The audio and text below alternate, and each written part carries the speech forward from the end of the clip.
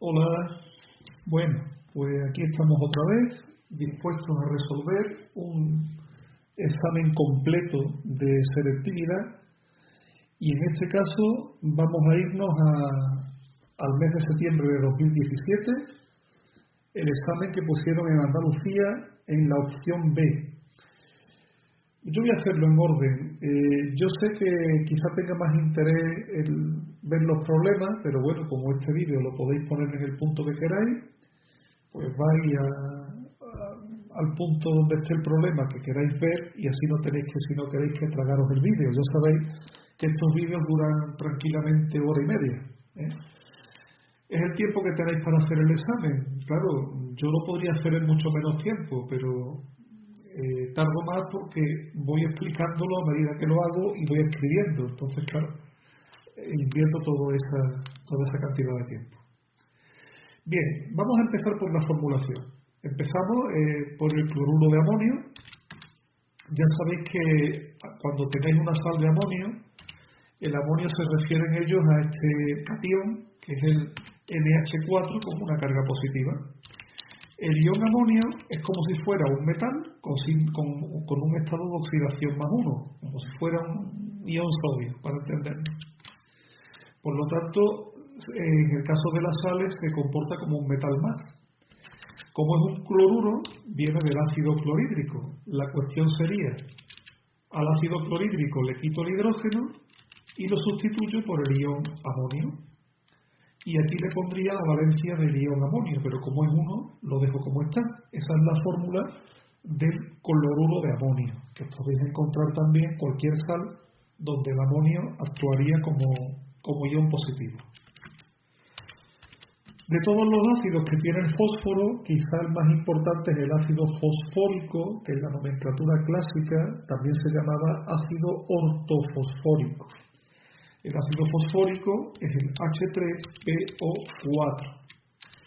Ya sabéis que los ácidos de la familia del fósforo los hay con distintos grados de hidratación y que está el ácido fosfórico, que es este que veis aquí, el metafosfórico y el pirofosfórico.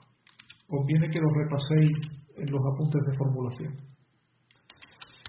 El compuesto C es el but2-ino. Bueno, este compuesto voy a tener una pequeña dificultad porque en el procesador de texto no sé muy bien cómo dibujar un triple enlace en un procesador de texto normal. Bueno, pero el but2-ino es un alquino de 4 átomos de carbono. Luego sería CH3, ese es el carbono 1. El carbono 2 estaría unido al carbono 3 por un triple enlace. Claro, yo no puedo poner aquí el signo igual porque evidentemente no sé si en los símbolos,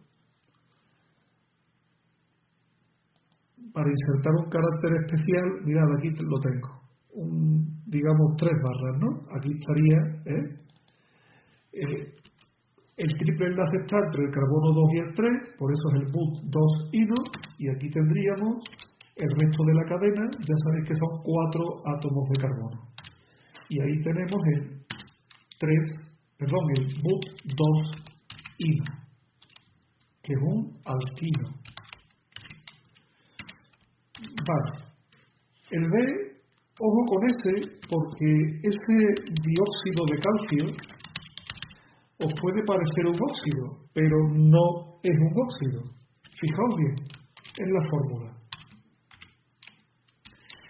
Si os fijáis bien en la fórmula y aplicáis las reglas de los números de oxidación, veréis que el calcio tiene número de oxidación +2. Por lo tanto, el O2 aquí tendrá que tener 2 cargas negativas. Y como son 2 átomos de oxígeno, significa que aquí el número de oxidación de este O2, el oxígeno tiene número de oxidación -1. Es decir, este compuesto no es un óxido, realmente es un peróxido. Su nombre sería peróxido de calcio. También, si utilizamos una nomenclatura sistemática, valdría el nombre de dióxido de calcio.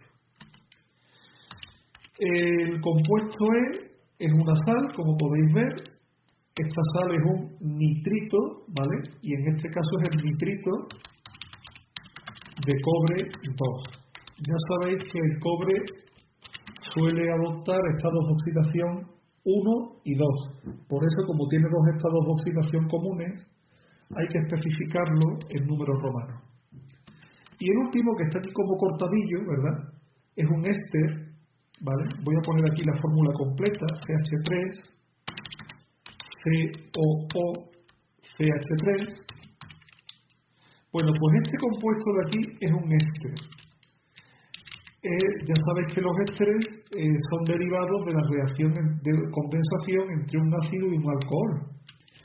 La parte del ácido, digamos, que es esta que voy a poner en colorcillo rojo, y la parte que viene del alcohol sería este radical orgánico que tengo aquí. Como el éster vendría de un ácido de 2 carbonos, que es el ácido etanoico, este éster sería un etanoato. Un etanoato de, y como aquí solamente hay un carbono, etanoato de metilo, ¿vale? Ya sabéis que el ácido etanoico tiene un nombre clásico, que es el nombre de ácido acético, que está también es muy común y se utiliza todavía. Y por lo tanto, igual que podemos hablar de etanoato de metilo, otro nombre alternativo sería acetato de ácido acético, ¿verdad? Acetato de metilo. Los dos nombres son correctos. Bien. La cuestión número 2, bueno, pues nos pide que veamos una serie de afirmaciones y veamos si son verdaderas o falsas, justificándolas, y toca el tema de modelos atómicos, ¿verdad? Bueno, la primera cuestión nos dice, en un nivel donde el número cuántico principal sea 3, el número máximo de electrones es 14. Bueno, esta pregunta se puede contestar de dos maneras. En primer lugar, en un nivel, el número máximo de electrones permitido por el principio de exclusión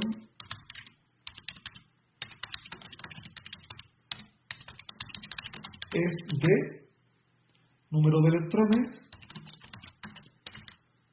sería igual a 2 multiplicado por el número cuántico principal elevado al cuadrado. Eso sería, esa expresión, esa fórmula, nos daría el número máximo de electrones que caben en un nivel. Teniendo en cuenta que es el nivel 3, número de electrones máximo sería igual a 2 por 3 al cuadrado,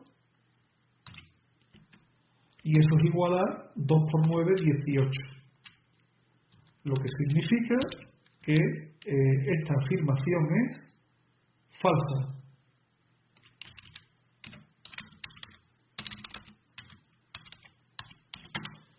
Porque en un nivel el número máximo de electrones sería 2 por el número cuántico principal al cuadrado.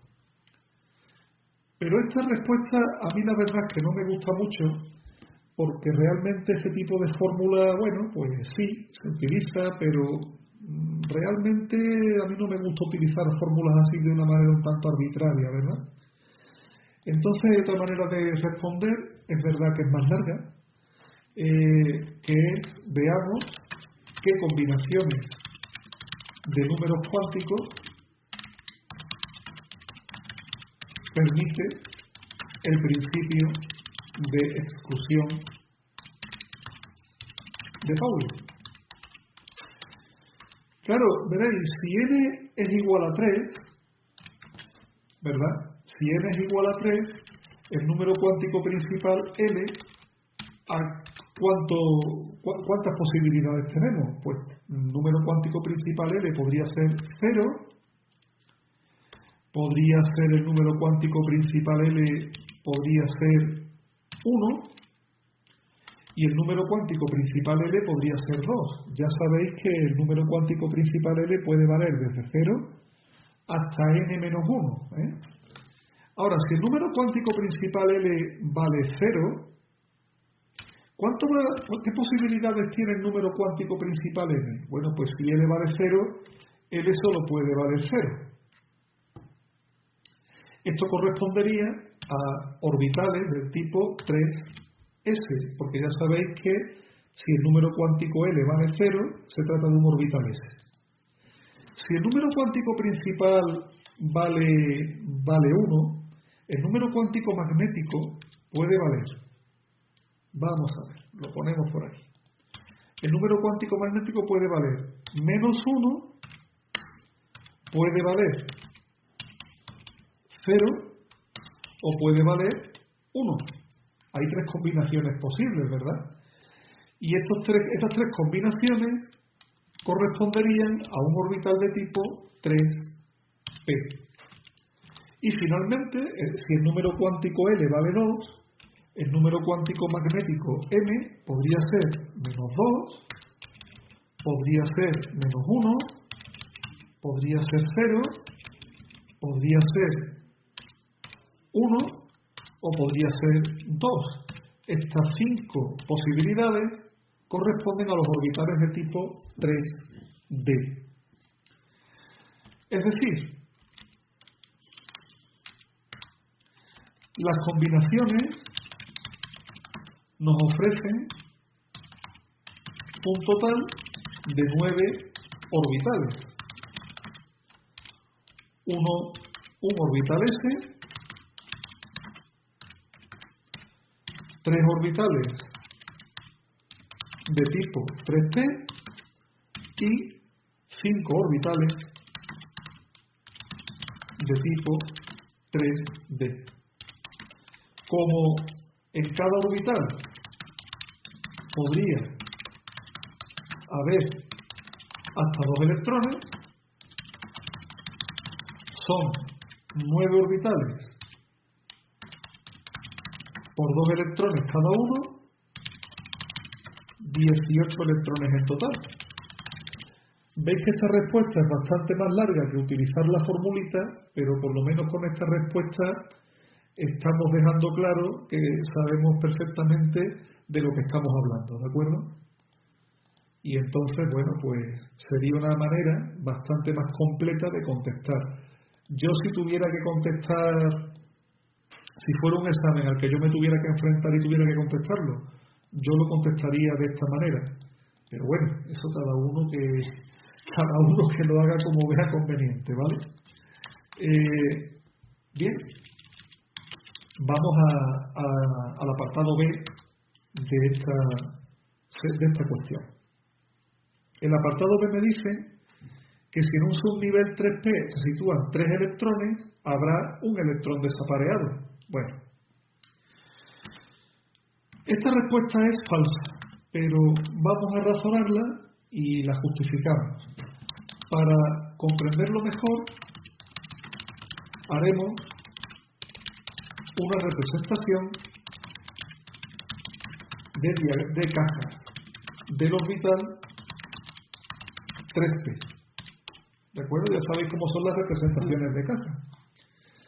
Para hacer una representación de cajas, representamos el orbital P como 3 cajitas, los orbitales 3p, ya sabéis que hay 3 orbitales 3p, y vamos a representarlo en forma de cajita, ¿vale? Aquí tendríamos una caja con un orbital P. Vamos a ver. Ahí. Vamos a copiar, control C, control V, con lo que aquí tendríamos nuestra segunda cajita, el segundo orbital P, y nuestra tercera cajita, que es el tercer orbital P. Bueno, vamos a intentar encajarlo ahí, ¿vale? Fijaros en una configuración 3p3, es decir, con 3 electrones en el orbital P, hay 3 electrones desapareados. Si los agrupamos aplicando el principio de máxima multiplicidad de Hunt. He representado los electrones con signos de admiración con el puntito hacia arriba para indicar que son, por ejemplo, 3 electrones con spin positivo, ¿vale? Hombre, también los podría haber representado con flechas y ya queda entonces la cosa todavía. Aquí tendríamos un electrón, aquí tendríamos el segundo electrón y aquí tendríamos el tercer electrón. Claro, aquí el problema lo que pretende es comprobar que vosotros sabéis que al colocar los electrones en los orbitales tienen que ir con la máxima separación posible. Porque habrá gente que coloque un electrón y 2 y tenga 2 electrones en este orbital. Esta sería la otra alternativa. Fijaos la alternativa. Sería colocar 2 electrones en este orbital P y ninguno aquí. Con lo que tendríais sería un solo electrón desapareado. Pero es que esta no es la forma correcta de colocarlo. La forma correcta de colocarlo es con los 3 electrones separados en los 3 orbitales. ¿De acuerdo? Por lo tanto, no hay uno, hay 3 electrones desapareados en esa configuración electrónica. Y el apartado C me dice que en el nivel 4, en un subnivel 4S puede haber 2 electrones como máximo. Eso es verdadero. Ya sabéis que en un orbital S solamente caben 2 electrones.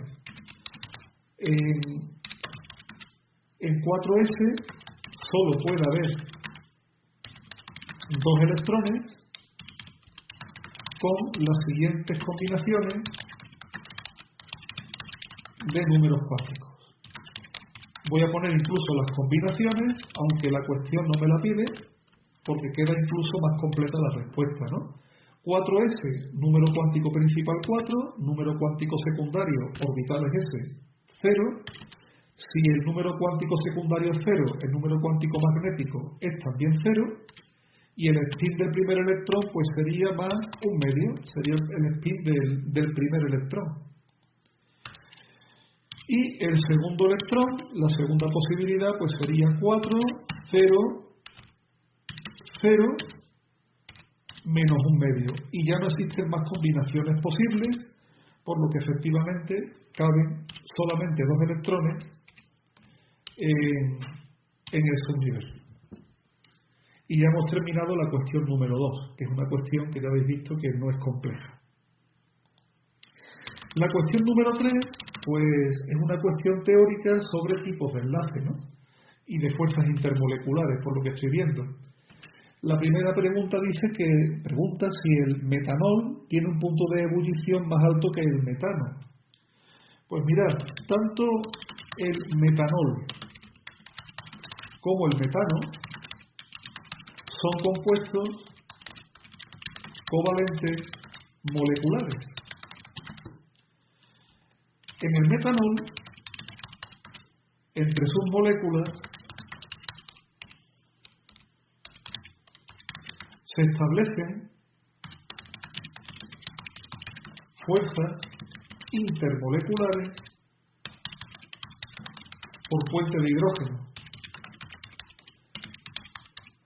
Ya sabéis por qué, ¿no? Porque como es CH3OH, hay átomos de hidrógeno que están unidos a átomos muy electronegativos de oxígeno y ahí aparecen puentes de hidrógeno.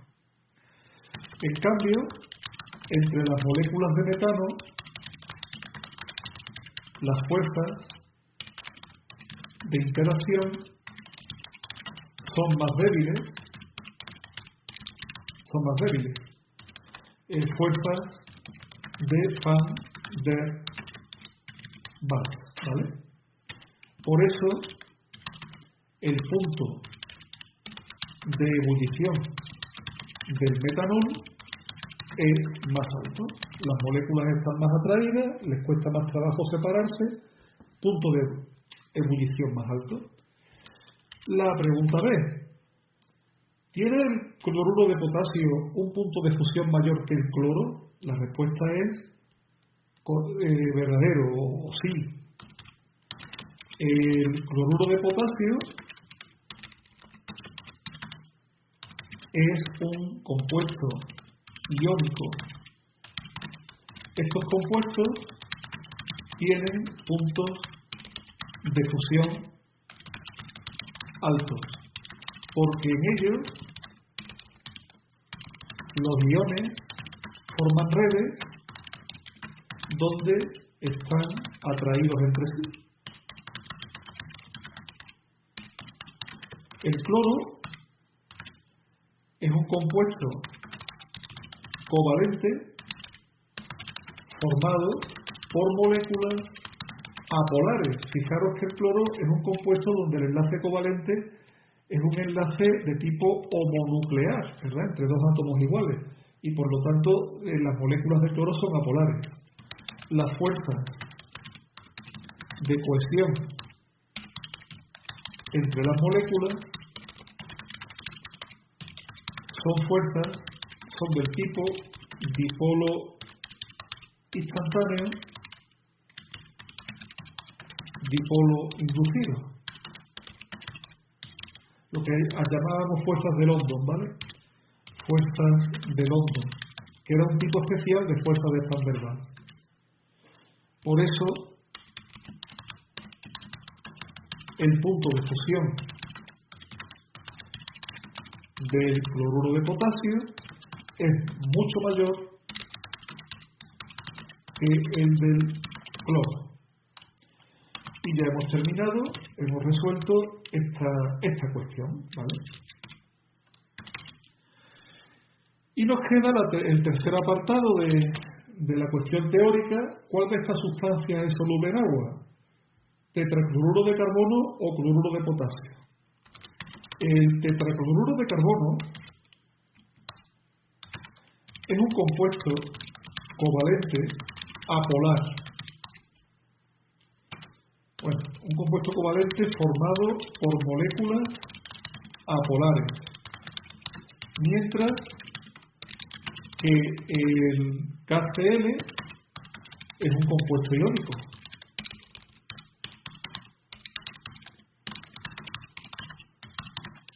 Los compuestos iónicos suelen ser solubles en disolventes polares.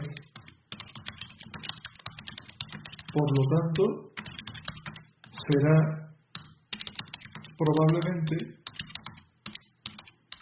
soluble en agua. Mientras que el CCl4, es decir, el tetracloruro de carbono, por ser apolar, será poco soluble en disolventes polares como el agua. Y ya hemos respondido los tres apartados de esta cuestión, de la cuestión 3 del examen. Pues nada, ya habéis visto que esta cuestión, pues tampoco, si domináis más o menos el tema del enlace químico, no es una cuestión muy compleja. Y aquí nos viene una cuestión, la cuestión 4, que esta cuestión a mí me ha sorprendido, ¿no? Porque es una cuestión sobre cinética química. La cinética química no es muy frecuente en los exámenes de selectividad, pero bueno, aquí tenéis un ejemplo de que algunas veces cae, ¿verdad? Por eso también hay que estudiarla. Nos da una reacción que es esta: A más 2B más C para dar dos productos, B más E. Y tiene una ecuación de velocidad, que es esta. La velocidad de esa reacción es una K, constante de velocidad, por la concentración de A elevada al cuadrado, por la concentración de B elevada a 1, ¿verdad? Porque no está elevado a ningún exponente ahí explícitamente. Y nos dice la primera cuestión cuáles son los órdenes parciales de la reacción y el orden total. Bueno, ya sabéis que en una reacción el orden parcial de un reactivo es el exponente con el que aparece en la ecuación de velocidad. Y el orden total es la suma de los órdenes parciales. Por lo tanto, orden parcial del reactivo A sería igual a 2. ¿Por qué? Porque está elevado al cuadrado.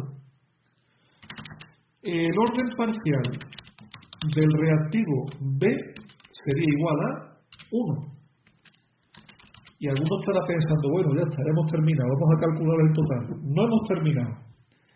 Orden parcial del reactivo C, porque C también es un reactivo. Yo estoy seguro de que mucha gente olvidará poner el orden de C. Claro, alguno dirá, es que C no aparece en la ecuación de velocidad, precisamente por eso tiene orden cero. Si aquí estuviera la concentración de C elevada a cero, ya sabéis que cuando cualquier cantidad elevada a cero vale 1. Y claro, como C elevado a 0 va a valer 1, pues no lo ponemos, pero tiene orden 0.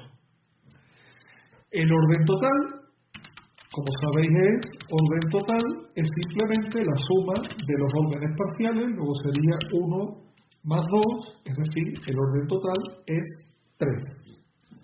Y ya hemos terminado el apartado A. Apartado B. Deduce las unidades de la constante de velocidad. Bueno, la constante de velocidad es la letra K. Para ello, para deducir las unidades de K, de la constante de velocidad, hacemos un análisis dimensional. Ya sabéis que lo de los análisis dimensionales consiste en estudiar las unidades de una ecuación. Vamos a estudiar las unidades de esa ecuación de velocidad. Vamos a darle a insertar una fórmula y vamos a comenzar con el estudio dimensional.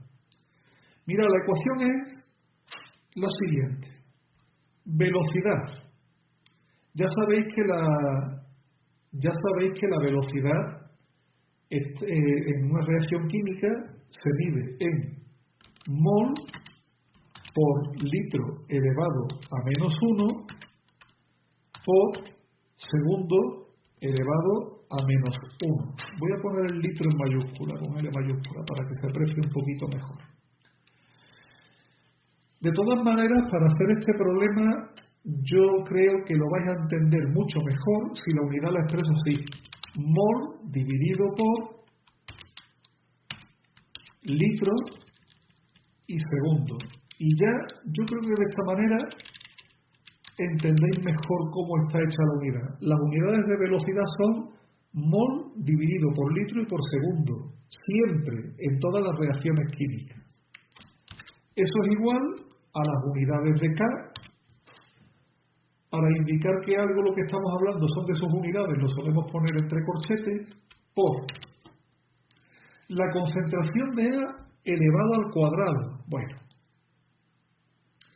la concentración de A elevada al cuadrado, ¿qué unidades tiene una concentración? Pues una concentración tiene como unidades el mol dividido por litro. Esas son las unidades de concentración.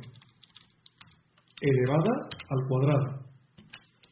Por la concentración de B. La concentración de B tiene como unidades el mol dividido por litro. Y esta es la ecuación de velocidad de nuestra reacción expresada de forma dimensional, es decir, expresada con unidades. Tenéis que ir aprendiendo, entre las muchas cosas que tenéis que aprender, el lenguaje técnico, ¿vale? Bien, vamos a continuar.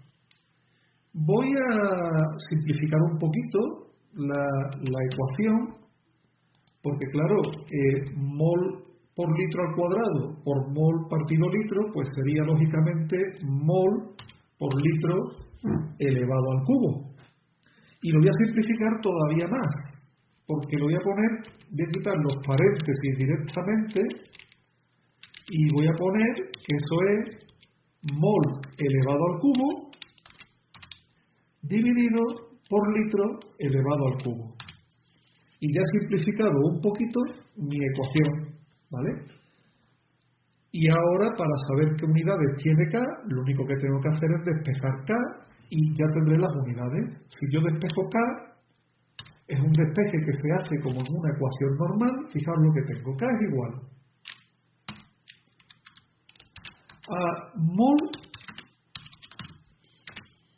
dividido por litro y segundo. Ahora, fijaos. Este litro al cubo que estaba dividiendo pasa aquí multiplicando. Multiplicado por litro elevado al cubo. y este mol al cubo que estaba aquí multiplicando pasa al otro miembro dividiendo, luego sería dividido por mol al cubo. Ya veis que la ecuación dimensional va tomando forma, ¿verdad? Y ya lo único que me queda es simplificar. Aquí tendría mol en el numerador y mol al cubo se me va a ir y me queda mol al cuadrado en el denominador, y este litro al cubo me queda como litro al cuadrado. Por tanto, las unidades de velocidad, las unidades de K me van a quedar como litro elevado al cuadrado dividido por mol al cuadrado, litro elevado al cuadrado, vamos a aquí, dividido por mol elevado al cuadrado multiplicado segundo. Y estas son las unidades de la constante de velocidad. Litro al cuadrado partido mol al cuadrado por segundo. ¿Vale? Y en el apartado C, justifica el reactivo que se consume más rápido. Bueno, pues dada la estequiometría de la reacción, si en un tiempo dado, en un minuto, en un segundo, en una hora, en un tiempo, si en un tiempo dado se consumiera un mol de A, se consumiría un mol de C y 2 mol de B. Esto significa que por cada mol que desaparezca de A o de C, desaparecen 2 moles de B. El reactivo B se gasta a doble velocidad que los otros dos. Es el que se consume más rápido. Se consume de hecho al doble de velocidad que A y que B. Y ya hemos terminado la cuestión de cinética química. Ya habéis visto pues qué fácil es aparentemente, pero estas cuestiones, la dificultad que tienen es que a veces, y esto es una culpa de los profesores de química, a veces a la cinética química no le damos mucha importancia, la damos bastante rápido que el temario, porque sabemos que no cae muy a menudo en selectividad, pero ya veis que a veces cae. Y lo que es una pena es que deberíamos de darla bien, porque cuando cae una cuestión de cinética química, esas cuestiones suelen ser relativamente fáciles de resolver, como habéis podido ver aquí. Y entonces, bueno, pues son puntos que son fáciles de conseguir y que es una pena que por no prestarle atención los perdamos, ¿verdad? Bueno, no me enrollo más, vamos al problema 1. El problema 1 es un problema de equilibrio. Nos da esta reacción. Este compuesto, que es el cianuro de amonio, es un compuesto sólido que se descompone en dos gases. Por un lado amoníaco, que es un gas, y por otro lado cianuro de hidrógeno, que es otro gas. ¿Vale? Este sería la reacción química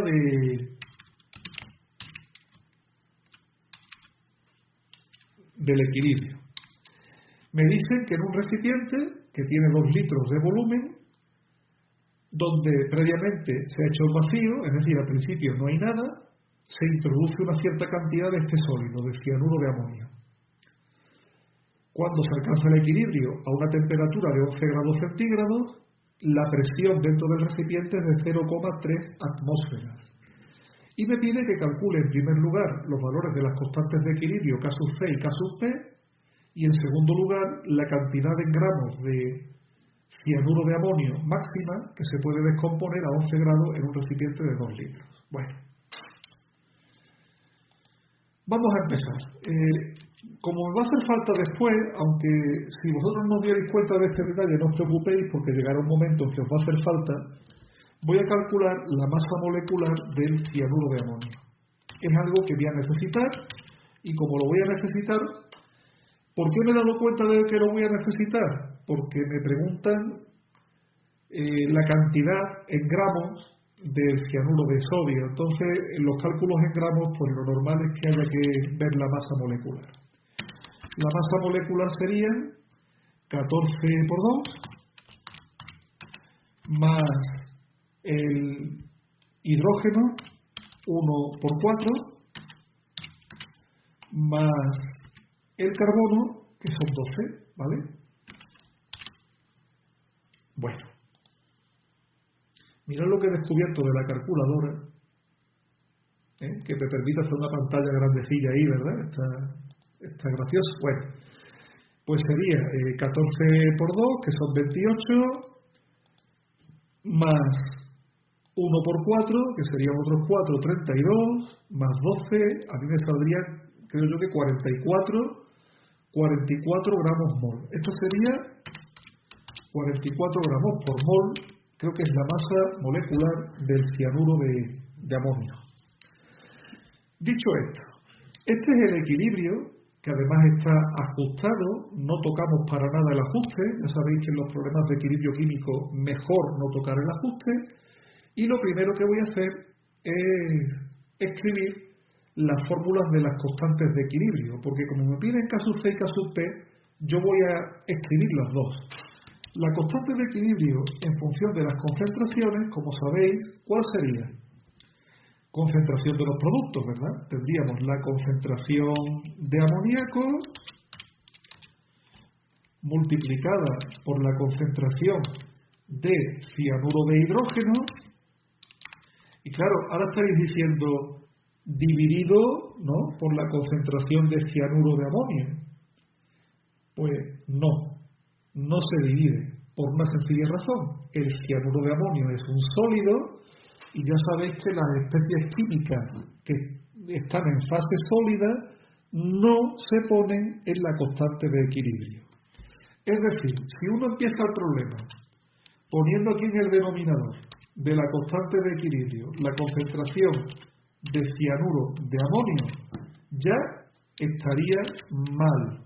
Ya el problema estaría fallando y a partir de ahí ya todo el problema estaría mal y probablemente se lo tacharían entero, porque los cálculos saldrían todos mal. Es decir, esto hay que tener mucho cuidado. Ya sabéis que los sólidos no se consignan en la constante de equilibrio. Por eso aquí la constante de equilibrio es muy simple, es concentración de amoníaco por concentración de cianuro de hidrógeno. La constante de equilibrio en función de las presiones es similar, pero en lugar de utilizar concentraciones, utilizamos, como sabéis, presiones parciales. Sería la presión de amoníaco, vamos a hacer aquí NH3, multiplicada por la presión parcial del ácido cianhídrico, ¿vale? Y estas serían las dos expresiones de las constantes de equilibrio en función de las presiones y en función de las concentraciones. Para poder calcularla yo tengo que estudiar el equilibrio y fijaos que a mí los datos que me dan el volumen de 2 litros del recipiente, me dan la temperatura, 11 grados centígrados, pero a mí lo que me dicen es que la presión en el equilibrio es de 0,3 atmósferas. Si me están dando como dato la presión, es mucho mejor trabajar con presiones que con concentraciones. Es decir, elijo en el apartado A trabajar con la constante K sub P. Eso es lo que voy a hacer.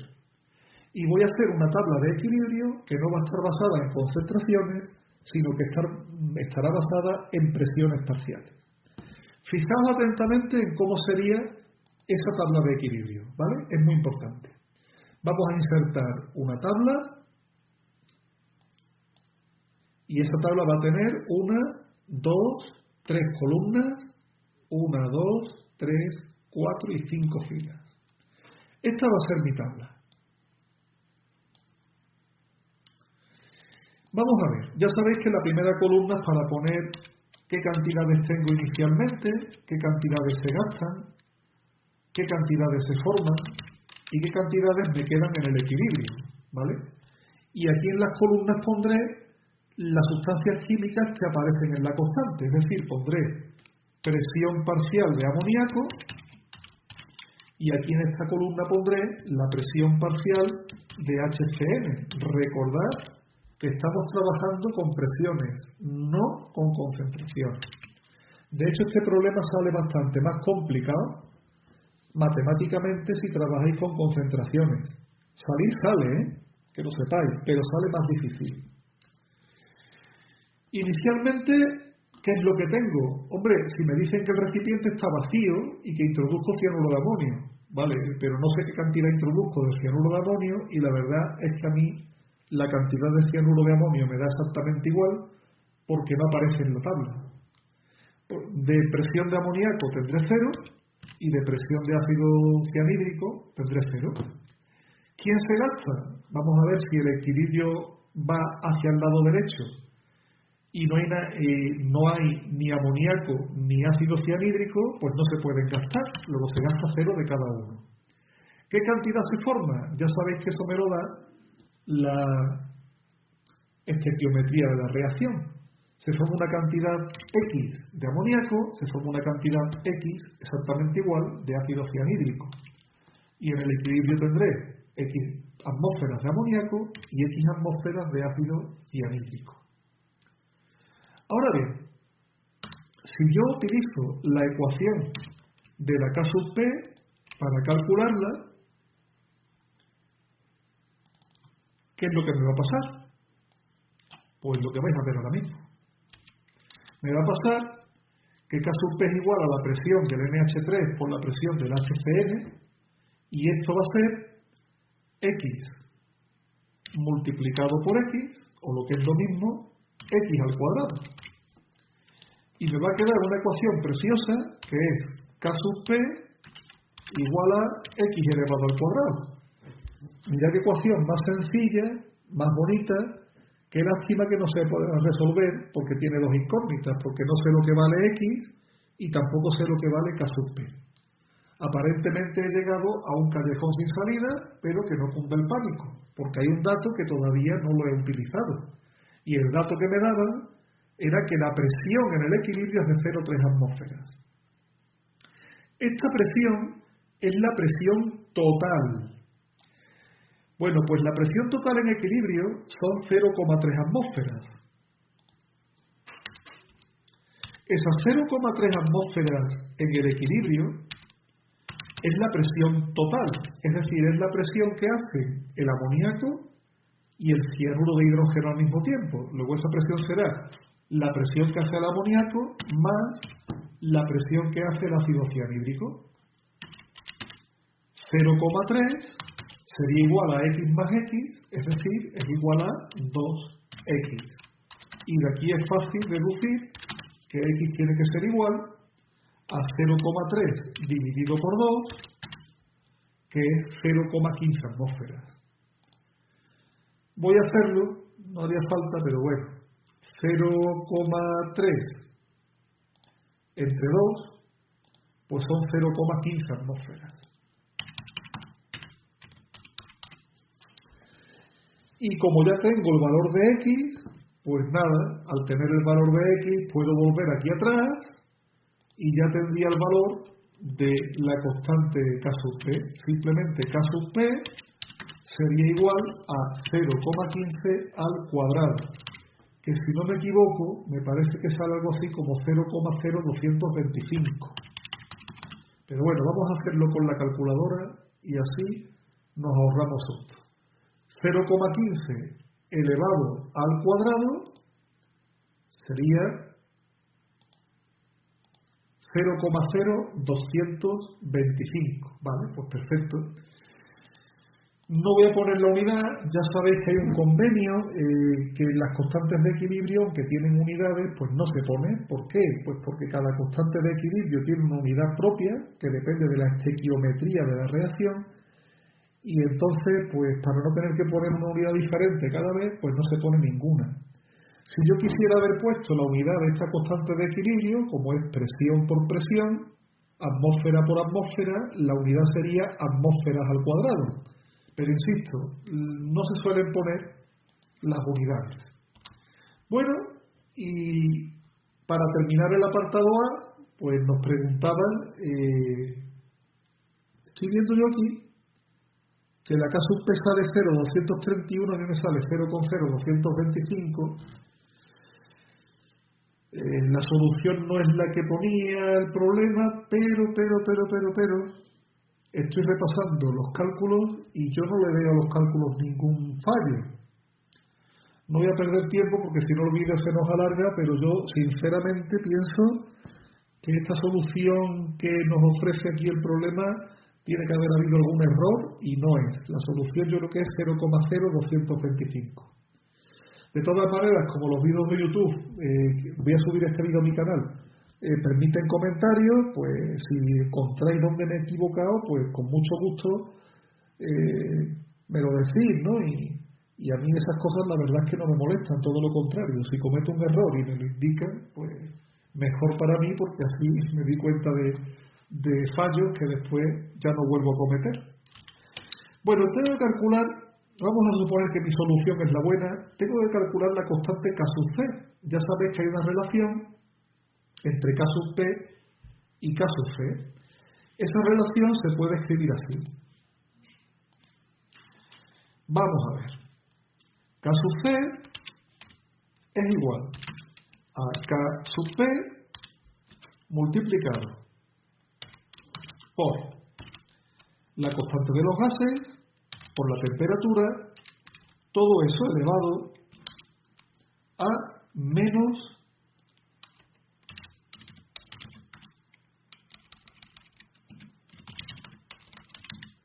delta de N. Y ahora, ese delta de N o incremento de N, ¿eso qué es? Bueno, pues ese delta de N es la diferencia, ese delta de N que aparece aquí, ¿vale? Es la diferencia entre el número de moles de gas de los productos menos el número de moles de gas de los reactivos. Eso es incremento de N. Bueno, pues como sé lo que vale K sub P, ya no tengo ningún problema para calcular K sub C. K sub C sería igual a 0,0225 por, abro paréntesis, R 0,082 por T. T creo que eran 11 grados centígrados, hay que ponerlo en Kelvin, ¿de acuerdo? En Kelvin serían 284 elevado a ¿qué? Mirad, en esta reacción, elevado a menos, ¿verdad? Elevado a menos, perdón. En esta reacción,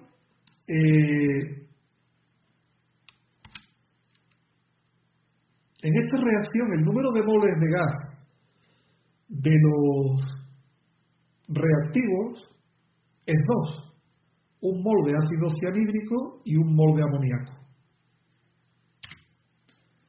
Y el número de moles de gas de los productos, perdón, el número de moles de gas de los productos es 2. Y el número de moles de gas de los reactivos es 0, porque acordaos de que el cianuro de amonio es sólido. Por tanto, sería elevado a menos 2 menos 0, que es lo mismo que elevado a menos 2. Y ya lo único que tengo que hacer es coger mi calculadora científica y hacer el cálculo. Lo voy a hacer despacito, ¿vale?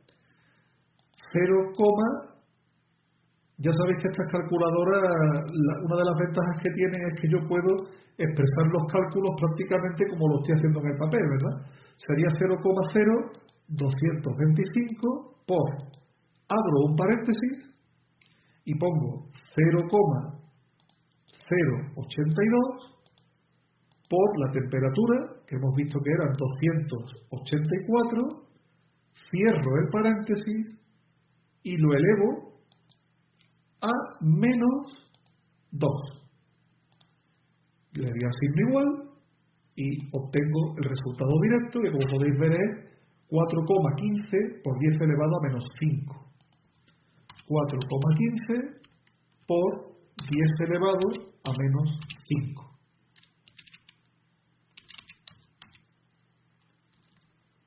Y yo creo que con esto se quedaría el problema hecho.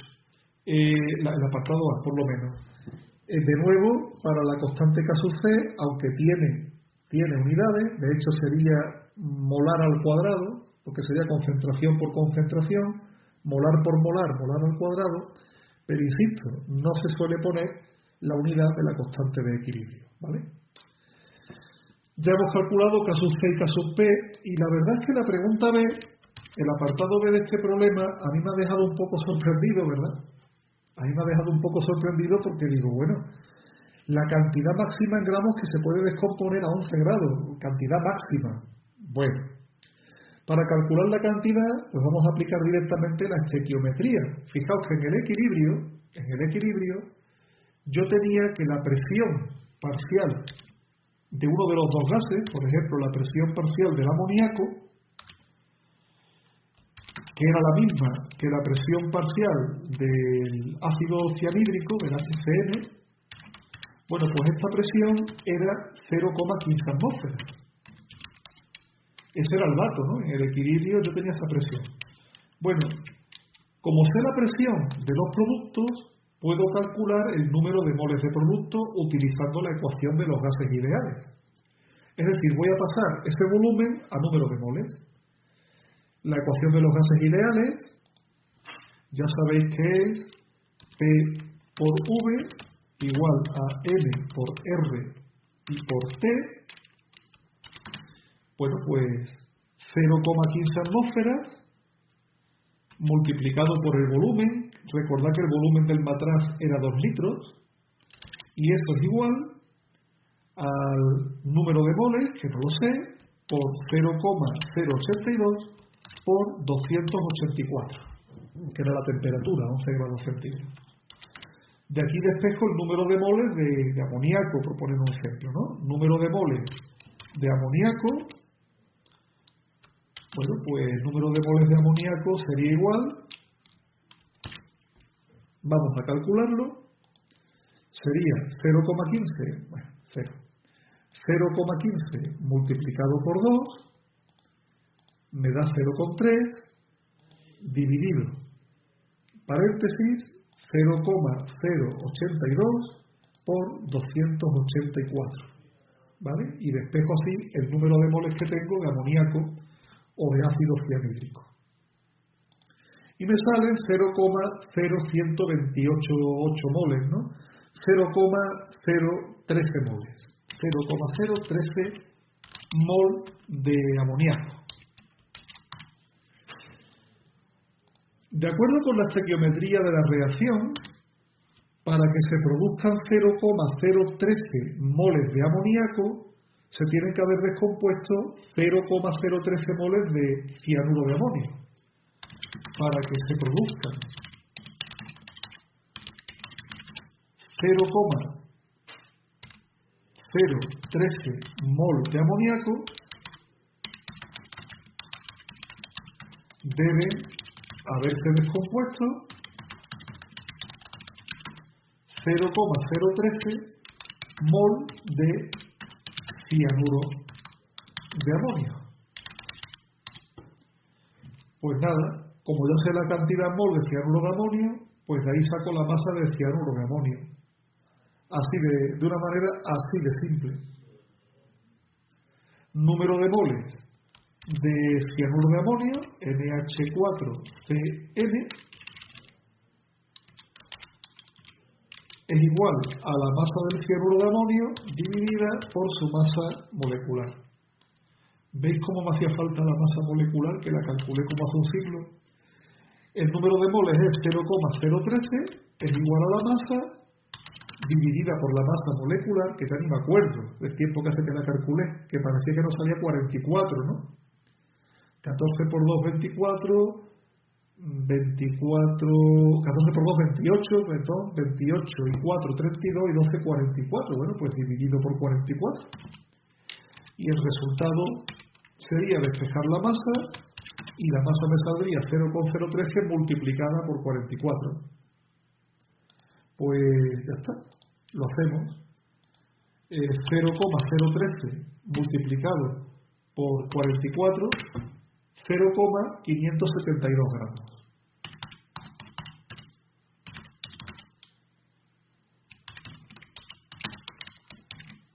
Y ya hemos calculado la masa máxima que se descompone durante el equilibrio, ¿verdad? Bueno, ¿por qué te dicen la masa máxima? Porque, y aquí se aplica el principio de Le Chatelier, si yo añadiera más cantidad todavía, el equilibrio no se desplaza más hacia la derecha, es decir, no se descompone más cantidad por la sencilla razón de que los sólidos no desplazan el equilibrio.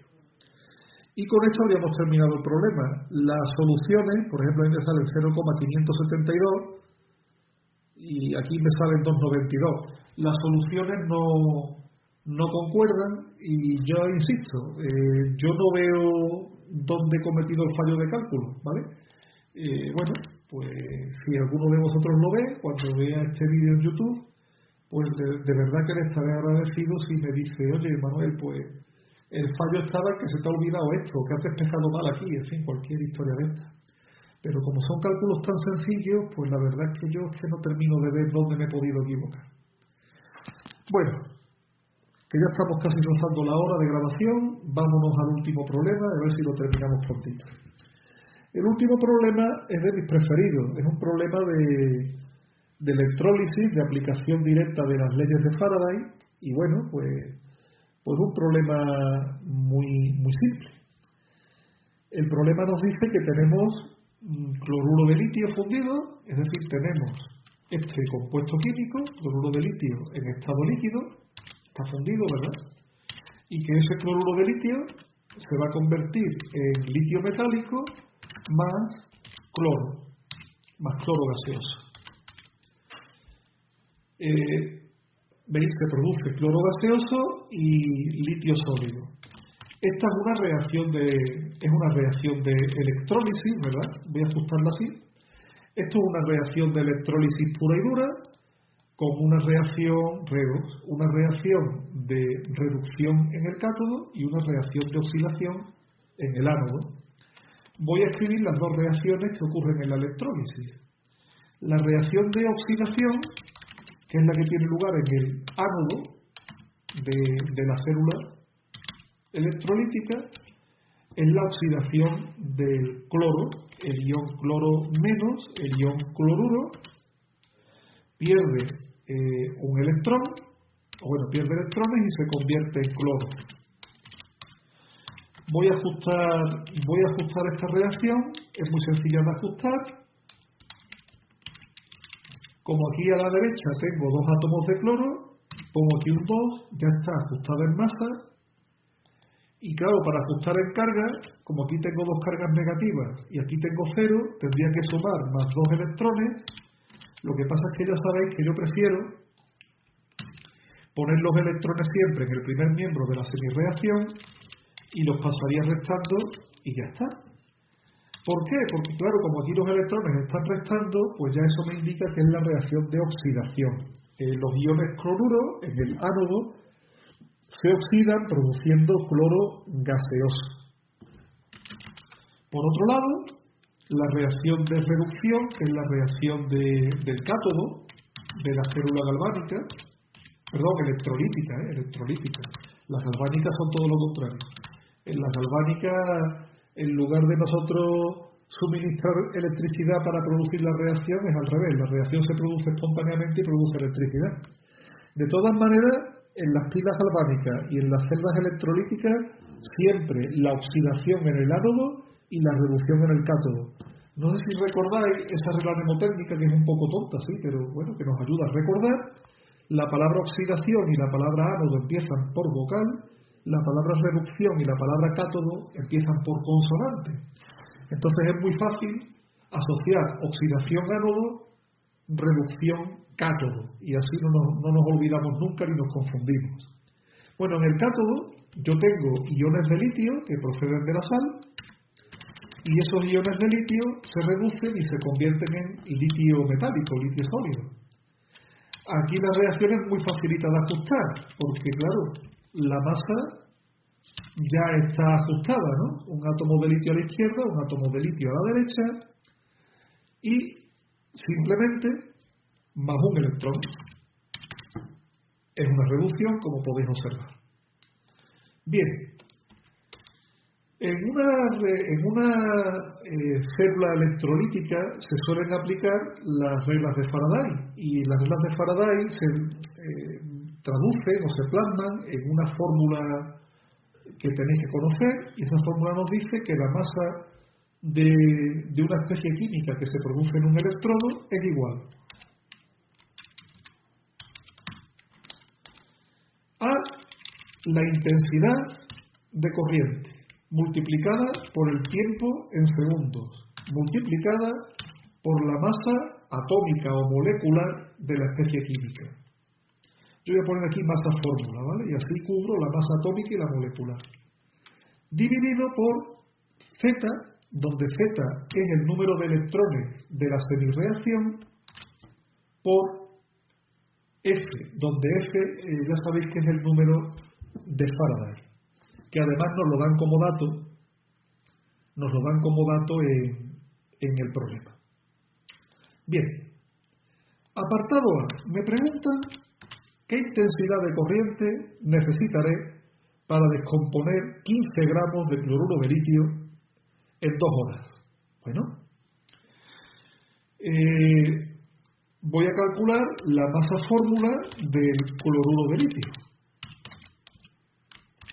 ¿De acuerdo? La masa fórmula del cloruro de litio sería igual a la masa atómica del litio es 7, más la masa atómica del cloro 35,5, luego será 42,5 gramos por mol. Esa es la masa fórmula del cloruro de litio. Voy a aplicar la ley de Faraday. Tendría masa del cloruro de litio sería igual a la intensidad de corriente. Bueno, la masa del cloruro de litio que tengo que descomponer son 15 gramos. 15 gramos es igual a la intensidad, que no la sé, por el tiempo, que son 2 horas. Pero en la ecuación de Faraday el tiempo es conveniente expresarlo en segundos. Luego serían 7.200 segundos. Por la masa fórmula del cloruro de litio, que hemos quedado en que eran 42,5, dividido por 96.500 y dividido por Z. Pero claro, Z es 2 o es 1, porque claro, el cloro, en la semirreacción del cloro tenemos 2. En la semirreacción del litio tenemos un electrón. ¿Qué ponemos aquí? ¿1 o ponemos 2? Ahí podemos tener alguna duda. Mirad, un mol de cloruro de litio me produce un mol de litio.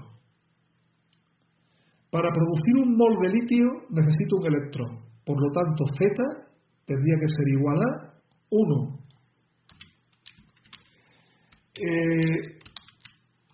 Sé que alguno estará pensando, Manuel, eso está un poco ahí sacado de la manga, ¿verdad? Porque, ¿qué pasa si en lugar de fijarme en el litio nos fijamos en el cloro? Bueno, pues dice uno, el cloro necesita 2 electrones, ¿cierto? El cloro necesita 2 electrones, pero en la reacción se produce un mol del cloruro de litio, necesita solo medio mol de cloro. Por eso he ajustado la reacción así. Porque como yo tengo que calcular los electrones para el cloruro de litio, los electrones que necesita el cloruro de litio son exactamente los mismos que necesita el litio, porque es 1 y 1, por lo tanto es un electrón. O son los mismos electrones que necesita medio cloro, y medio cloro, un medio de cloro necesitaría la mitad de 2, es decir, un electrón. Por eso aquí el número de electrones es 1. Digamos que sería la única dificultad grave que presenta el problema, ¿no? Que nos puede hacer dudar e incluso equivocarnos. Bueno, aquí lo único que nos queda ya sería despejar la intensidad de corriente. La intensidad de corriente sería igual a 15 multiplicado por 1 multiplicado por 96.500 dividido todo eso por 7.200 por 42,5 y lo único que ya queda es efectuar los cálculos. 15 multiplicado por 96.500, lo del 1 es una chorrada, dividido, voy a dividir con el paréntesis, ¿vale? Para coger el denominador completo, dividido por 7.200, multiplicado por 42,5. Cierro el paréntesis y a mí me da un resultado de 4,73 amperios. Recordad que el amperio es la unidad de intensidad eléctrica. Bueno, esta vez sí me ha coincidido. Esperemos que no haya ningún problema, o que puede ser que esté equivocado, me haya equivocado en lo mismo, pero bueno, 4,73 amperios. Ese sería el apartado A. El apartado B, bueno, el apartado B me dice qué volumen de gas cloro medido a 23 grados y 755 milímetros de mercurio se obtendrá en media hora, ¿vale? En media hora, no en 2 horas, en media. Bueno, como es un gas y me van a preguntar el volumen, fijaros que me han dado un dato que son los 23 grados centígrados de temperatura, que yo lo voy a convertir en Kelvin. Ya sabéis que para convertirlo en Kelvin serían 23 más 273, es decir, estaríamos hablando de 296 Kelvin. ¿Vale? Esa es la temperatura de la reacción. Por otro lado me dicen que son 755 milímetros de mercurio. 755 milímetros de mercurio habría que pasarlos a atmósferas, ¿vale? Pues sería 755 dividido 760 y obtendría el resultado en atmósferas. Vamos a hacerlo con la calculadora. 755 dividido entre 760 van a ser 0,98 o 0,99 atmósferas, son números muy parecidos. 0,993, pues 0,993 atmósferas. O se podría, saben que no a gusto, podrían haber puesto 760 y nos ahorramos la tontería. Bueno, voy a aplicar la ecuación de Faraday para el cloro, ¿vale? La voy a copiar. Ahora, claro, ahora ya no estoy hablando de la reacción global, ya estoy hablando de la reacción del cloro, es decir, de esta. Aquí sí puedo utilizar perfectamente los dos electrones, porque yo quiero saber la cantidad de cloro 2. Pero voy a hacer una pequeña transformación en mi ecuación de Faraday, fijaos. En esta ecuación de Faraday voy a coger la masa fórmula y la voy a pasar al primer miembro dividiendo, con lo que me queda es masa dividido por masa fórmula es igual